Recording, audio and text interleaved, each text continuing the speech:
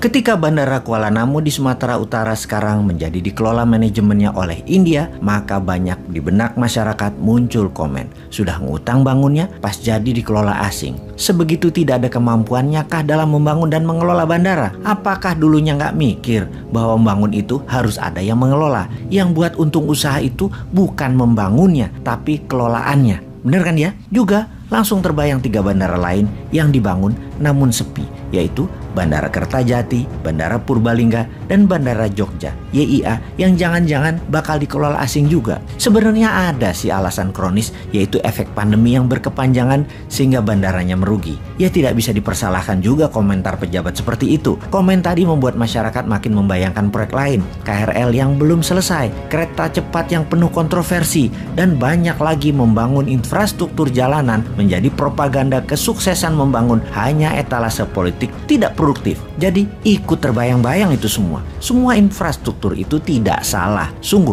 membangun itu tidak pernah salah. Semua itu ada manfaatnya. Sungguh. Namun, ketika hasilnya tidak maksimal, tidak ada yang mengelola, dan memberatkan, baik secara bisnis karena lama balik investasinya, juga berat karena beban hutang cara membangunnya, maka kita harus menemukan solusi. Walau agak ngocol memberikan solusinya, bikin kuping panas, namun tetap kita harus memberi solusi. Sungguh, kalau kita detailkan, kita New Mind ini sangat mendukung pembangunan infrastruktur. Yang membedakan dari sisi pandang New Mind adalah membangunnya kaum New Mind adalah caranya yang berbeda dengan Old Mind. Bukan tujuan yang berbeda, sama tujuannya. Sekali lagi, caranya. Cara berhutang, pakai teknologi asing, pakai uang asing, pakai orang asing, bahan procurementnya asing, itulah yang dikritik New Mind. Kita ingatkan sekali lagi, biar lebih paham. Membangun infrastruktur tidak salah. Yang salah itu kok bisa-bisanya dibohongi oleh pejabat di lingkungannya dengan mengatakan bahwa membangun infrastruktur itu wajib,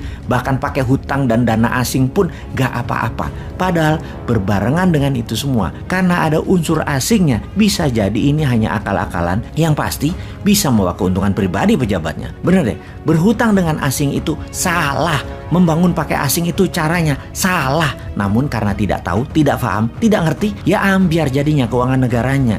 Dengan makin meningkatnya hutang dan uang beredar jadi sedikit di masyarakat. Kita rincikan, kita tahu di dalam membangun infrastruktur itu ada 2 macam. Ada infrastruktur statis, ada infrastruktur dinamis. Statis itu diam, seperti jalanan, jembatan, bandara, pelabuhan, rel. Infrastruktur dinamis adalah kendaraan yang mengisinya. Mobil, motor, pesawat, kapal laut yang mengisinya. Manusia yang mengisinya, barang-barang, barang konsumtif, barang produktif, apa aja. Semuanya barang itu adalah yang disebut pengisi infrastruktur statis. Entah bagaimana kok ditelan mentah-mentah dengan pemahaman bahwa negara Tiongkok membangun infrastruktur jalanan dan lain sebagainya sebagai landasan kemajuan negara Tiongkok. Maka jawabannya adalah salah, nggak sepotong begitu melihatnya. Yang dibangun Tiongkok bukan infrastruktur statis saja, tapi plus infrastruktur dinamis. Jadi jalanan dibangun ya isinya yang berupa mobil, truk, bus, motor, semua jadi paket,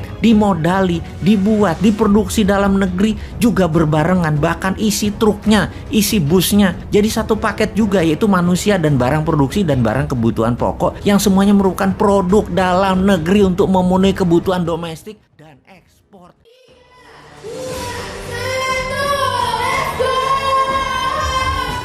Teman-teman semuanya yang di luar sana nggak akan rugi ikut acara ini.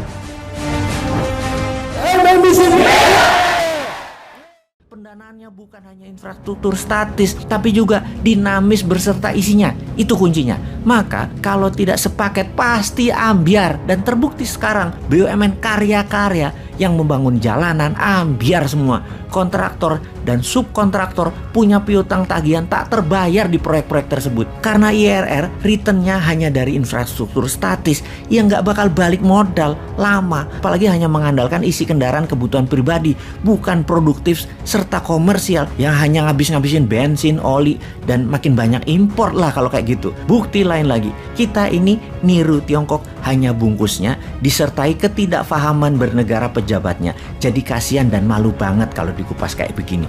Apalagi kalau ada masalah, maka menterinya yang dipanggil, pejabat tertinggi melimpahkan 100% ke menterinya. Jadi kalau salah menterinya, kalau benar pemimpinnya. Sempurna idenya dan sempurna pasukan buzzer yang melindunginya dengan berita yang selalu positif. Di sisi Newmind, kita bukan memberikan informasi negatif. Benar kita nyinyir, tapi kita selalu memberikan solusi alternatifnya.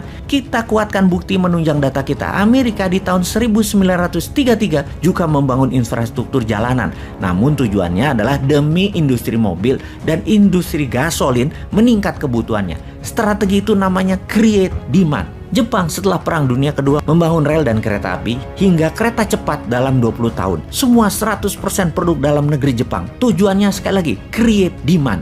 Juga Tiongkok di tahun 90-an hingga 40 tahunan sampai saat ini juga membangun infrastruktur dinamis dan statis. Juga untuk satu hal, create demand. Sementara kalau hanya infrastruktur statis yang dibangun, itu bukan create demand, tapi create supply. Yang punya demand, yang punya kebutuhan siapa? Ya pabrik Tiongkok yang perlu. Mereka memastikan bahwa produknya bisa sampai ke ujung desa-desa di seluruh wilayah. Yang tidak paham mengelola ekonomi dan membangun infrastruktur statisnya manut. Yang sesungguhnya create demand produk Tiongkok dengan disediakan infrastruktur statis di provinsi-provinsi lain di luar mainland Tiongkok. Sahabat, mudah-mudahan pada nggak paham ya dengan informasi kali ini. Teruslah rebahan, teruslah menjadi masalah dan beban APBN, dan teruslah mengeluh.